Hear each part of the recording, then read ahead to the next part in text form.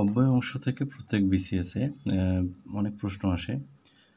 তো আমরা বিগত সালে যে প্রশ্নগুলো ছিল এগুলো থেকে আলোচনা করব। তো বিগত বিসিএস পরীক্ষায় প্রশ্নের সমাধান এটা হচ্ছে অব্যয় অংশ। তো ১ নম্বর প্রশ্ন, তুমি তো ভারী সুন্দর ছবি আঁকো বাক্যটিতে কোন প্রকারের অব্যয় ব্যবহৃত হয়েছে? এই যে তুমি তো ভারী সুন্দর ছবি আঁকো, এখানে ভারী, তো অ্যান্সারটা হচ্ছে এখানে অনন্বয়ী অব্যয়, অ্যান্সার অনন্বয়ী অব্যয়। ২ নম্বর, তোমার নাম কি, এখানে কি কোন প্রকারের অব্যয়? এখানে হচ্ছে কি সর্বনাম অব্যয়। নিচের কোনটি বিশেষ্য পদ? এখানে যা আছে জাত, গৈরিক, উদ্যত, গাম্ভীর্য। অ্যান্সার আছে এখানে ডি গাম্ভীর্য বিশেষ্য পদ। এই যে আমাদের চেনা লোক, বাক্যে চেনা কোন পদ? অবশ্যই বিশেষণ পদ, চেনাটা হচ্ছে বিশেষণ পদ। তারপরে লবণ শব্দের বিশেষ্য কোনটি? তো এখানে সঠিক উত্তর দেওয়া নাই, এটা 35তম বিসিএসে আসছে প্রিলিতে। তো এখানে ত্রুটিপূর্ণ, লবণ শব্দের নিজে একটা বিশেষ্য পদ, আর লবণের বিশেষণ হচ্ছে কি লবণাক্ত। ৬ নম্বর প্রশ্ন, এ মাটি সোনার বাড়া, এই উদ্ধৃতিতে সোনা কোন অর্থে ব্যবহার করা হয়েছে? এখানে সোনা, এ মাটি সোনার বাড়া, তুলনামূলক যে তুলনা করা হয়েছে এটা হচ্ছে বিশেষণের অতিশয়ন। অ্যান্সার এ বিশেষণের অতিশয়ন।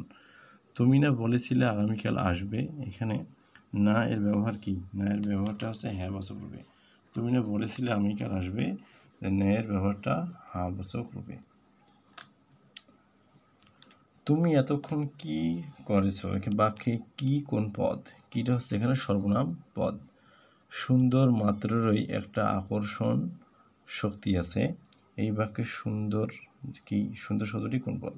এটা হচ্ছে বিশেষ্য পদ। লাজ কোন ধরনের শব্দ? লাজ হচ্ছে বিশেষ্য শব্দ। যে পদে বাক্যের ক্রিয়াপদটির গুণ, প্রকৃতি, তীব্রতা ইত্যাদি প্রকৃতিগতভাবে অবস্থা বোঝায় তাকে বলা হচ্ছে কি ক্রিয়া বিশেষণ। মানে ক্রিয়াপদের গুণ, তীব্রতা, প্রকৃতি প্রকাশ পাবে ক্রিয়া বিশেষণের মাধ্যমে।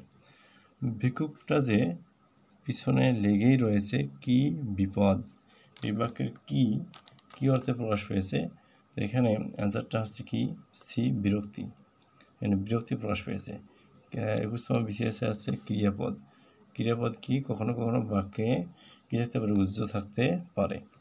তারপরে 14 নম্বর প্রশ্ন, পদ বলতে কি বোঝায়? পদ বলতে কি বোঝায়? এটা হচ্ছে বিভক্তিযুক্ত শব্দ ও ধাতু, যেটা বিভক্তিযুক্ত থাকবে শব্দ ও ধাতু, এটাকে পদ বলা হবে।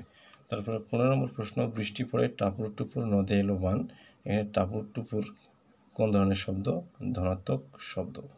মরি মরি কি সুন্দর প্রভাতের রূপ, এটা কি অর্থে কোন শ্রেণীর অব্যয়? এটা হচ্ছে অনন্বয়ী অব্যয়। মরি মরি হচ্ছে অনন্বয়ী অব্যয়।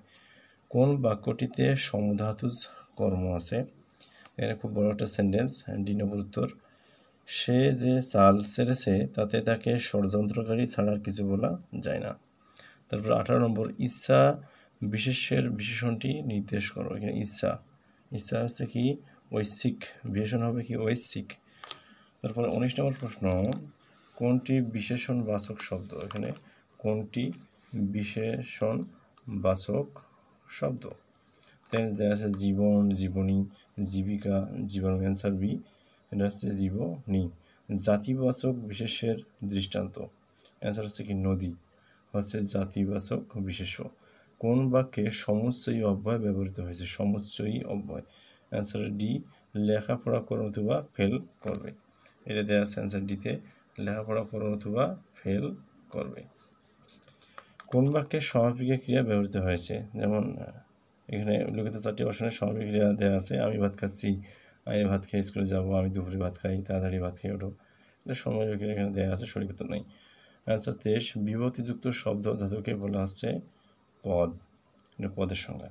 এইখানে যে বিষয়টা, যে কোনটা কোন ধরনের অব্যয়, অনন্বয়ী অব্যয়, তারপরে দেওয়া আছে কি যে পদান্বয়ী অব্যয়, অনুকার অব্যয়, সমষ্টি অব্যয়, এই অব্যয়গুলো কীভাবে ধরবো বা কীভাবে আমরা বুঝতে পারবো, এটার জন্য যে বেসিক আলোচনা আছে অব্যয় পদের, সেটা আর কি পড়াশোনা করতে হবে।